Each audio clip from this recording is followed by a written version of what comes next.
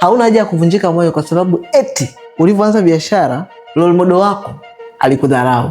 Narudia tena, hauna haja ya kuvunjika moyo wala kukata tamaa kwa sababu eti ulivyoanza biashara role model wako alikudharau. Ngoja nikwambie kitu kimoja. Mimi kabla sijaanza biashara zangu nilikuwa sio mtu wa social media sana. Nilikuwa sina hela ya bando.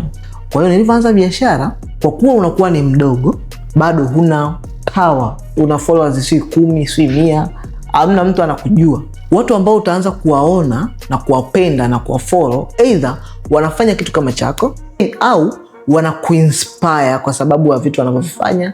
3, wanaweza wakawa wanafanya kitu kama chako vizuri sana mpaka unasema like huyu ndo mtu.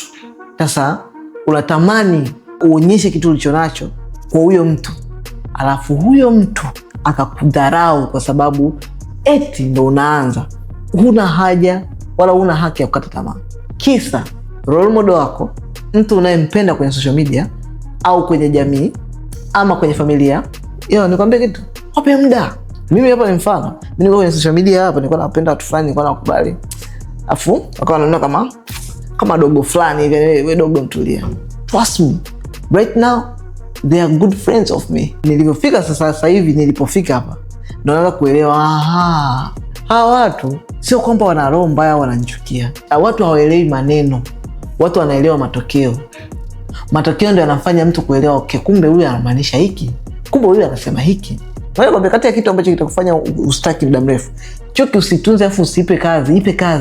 Ipe kazi kama mafuta, kama fuel, ikusukume. Ambia huyu atanirecognize tu mimi siku moja. Niamini mimi, siku moja utafanya marketing in a way kwamba kama yupo kwenye hiyo industry ataelewa. Watu kutokurecognize mapema sio shida yao, shida ni yako. So you don't have to give up. It's like naumia, no.